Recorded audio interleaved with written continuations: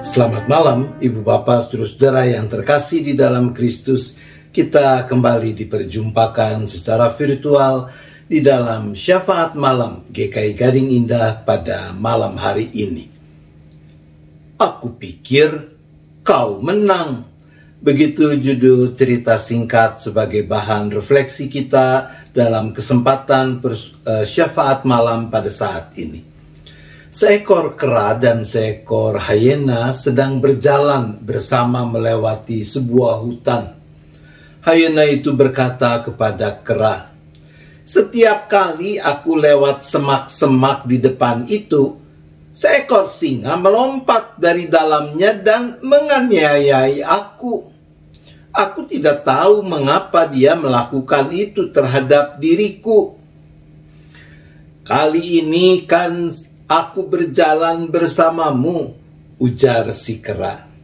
"Jangan takut, kalau singa itu mengganggumu, aku akan membelamu, aku akan membantumu, kawan."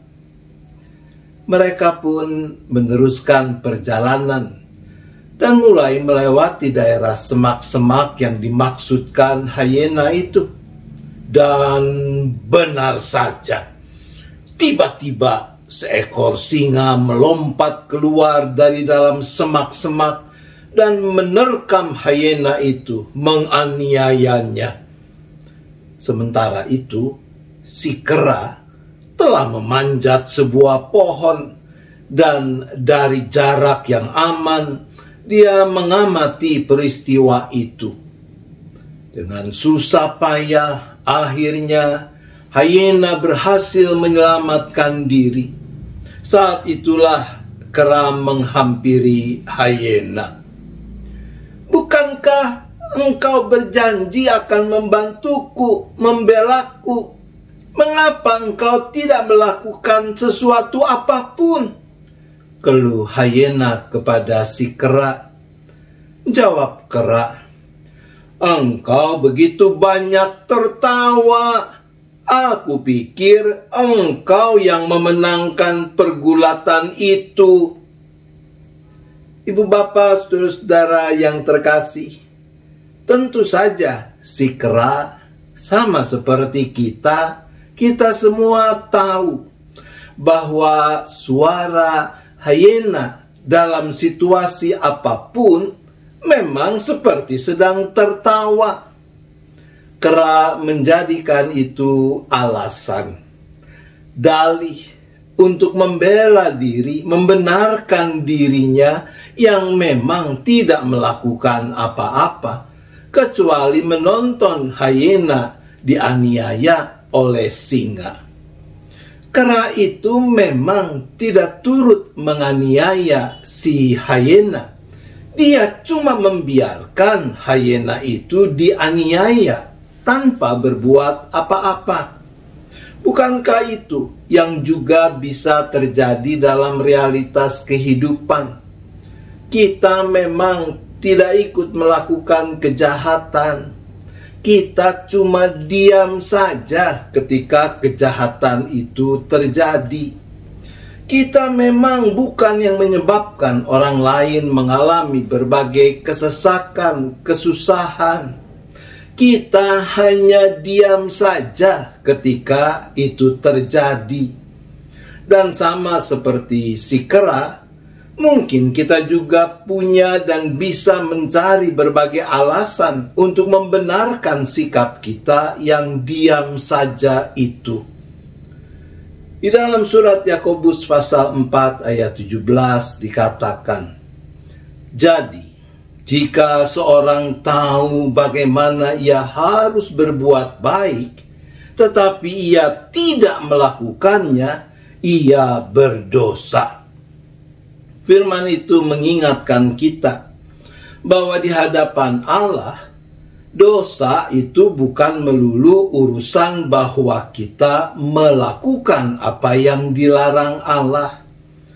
Kata berdosa yang dipakai dalam teks kita dalam bahasa aslinya menggunakan kata hamartia. Hamartia secara harfiah berarti menyimpang. keluar dari jalur yang seharusnya, tidak mengenai sasaran. Berbuat baik adalah jalur atau jalan hidup yang semestinya dijalani oleh umat Allah. Kebaikan, kalos, adalah karakter yang sepatutnya dirawat, ditumbuh kembangkan dalam hidup selaku umat Allah. Karena untuk itulah Allah telah menjadikan kita menurut gambar dan rupanya. Maka sangat bisa dimengerti mengapa dikatakan jika seorang tahu bagaimana ia harus berbuat baik, tetapi ia tidak melakukannya, ia berdosa. Hati-hatilah dan bijaksanalah menjalani hari-hari hidup yang Tuhan Allah anugerahkan. Jangan sampai kita pikir kita sudah sesedikit mungkin berdosa karena tidak melakukan apa yang Tuhan larang. Tapi ternyata kita mengumpulkan dosa karena justru tidak melakukan kebaikan. Padahal kita tahu bagaimana kita harus berbuat baik. Tuhan menolong kita. Amin. Mari kita berdoa. Bapa di sorga, ampunilah kami sekiranya di sana-sini kami suka terjebak dalam kecenderungan bahwa kami tahu bagaimana harus berbuat baik, tetapi dengan berbagai alasan kami tidak melakukannya. Tuhan, ampunilah kami.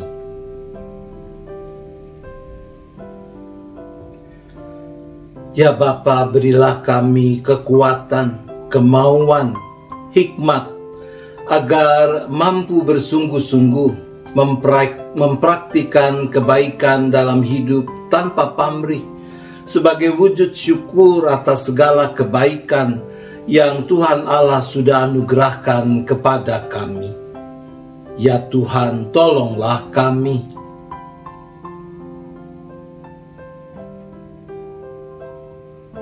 Kami berdoa bagi orang-orang yang masih bergumul karena terpapar COVID, sekalipun jenis yang sekarang sedang merasuk memang tidak sedahsyat varian sebelumnya. Kami juga berdoa bagi mereka yang bergumul dengan rupa-rupa penyakit yang mereka idap, juga bagi keluarga yang mendampingi, serta kami juga berdoa bagi para tenaga kesehatan, para dokter, para juru rawat yang melayani.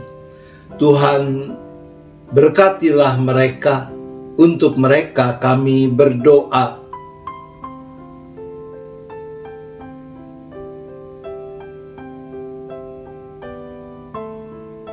Kami berdoa bagi pelayanan-pelayanan kesehatan yang dilakukan di klinik-klinik, rumah sakit, khususnya di lingkungan GKI, termasuk klinik Gria Kasih Indah. Untuk semua yang ikut serta dalam pelayanan kesehatan ini, kami berdoa.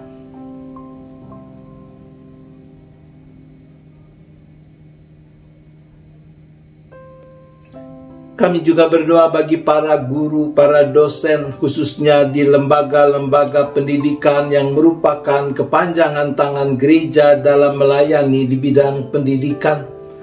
Kami berdoa bagi sekolah-sekolah di lingkungan BPK Penabur, bagi Universitas Kristen Krida Wacana, serta Universitas Kristen Maranatha.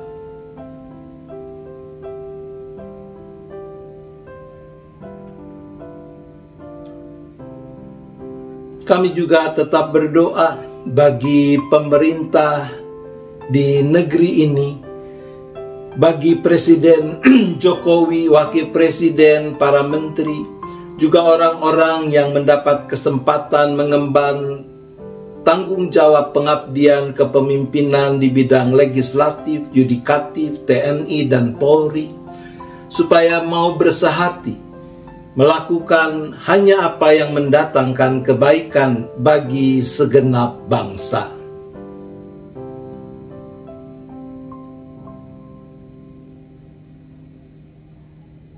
Kami juga menyerahkan keberadaan setiap kami yang ambil bagian dalam syafaat malam ini, beserta berbagai pergumulan, beban hidup yang sedang kami alami, yang sedang kami tanggung. Kami datang kepadamu karena kami percaya Engkaulah Bapa yang rahmani, yang bekerja dalam segala sesuatu untuk akhirnya mendatangkan kebaikan bagi orang-orang yang mengasihi-Mu. Kepadamulah kami memohon.